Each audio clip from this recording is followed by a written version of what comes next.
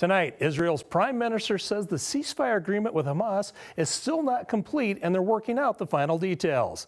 The statement last tonight comes hours after the U.S. and Qatar announced the deal. ABC's Rena Roy has more on what happened earlier today when the agreement was announced. Celebrations in the streets of Israel and Gaza.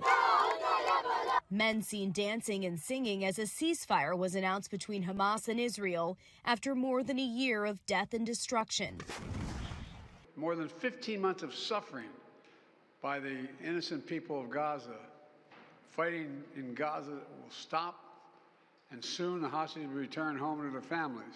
The three-part deal was on the table for months, brokered by leaders from around the world in Doha, including President Biden's team and the incoming Trump administration. Israeli Prime Minister Benjamin Netanyahu thanking both for their support. Phase 1 of the agreement set to begin this Sunday. This plan was developed and negotiated by my team and will be largely implemented by the incoming administration. But first, Israel's security cabinet has to officially approve the deal.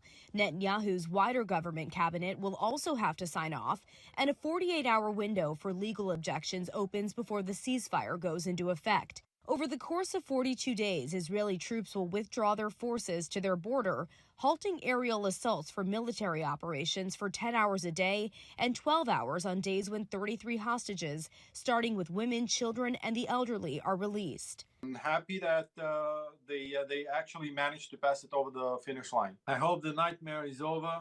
The pause in fighting would allow desperately needed humanitarian aid to get into Gaza and allow negotiations to continue for Phase 2.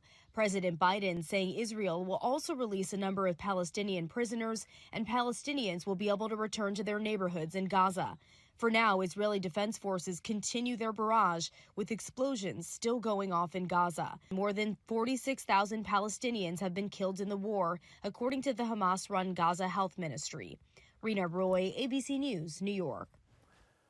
Well, several Siouxland lawmakers are reacting to the deal. South Dakota Senator John Thune said in a statement, in part, quote, "I am hopeful that this deal will lead to the return of every single hostage taken by Hamas terrorists and ultimately greater peace in the region," end quote.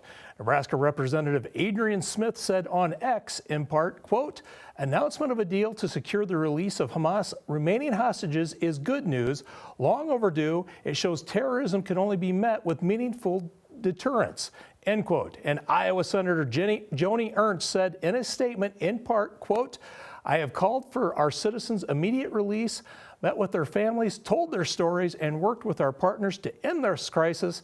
Today's announcement is a sure sign that peace through strength works," end quote.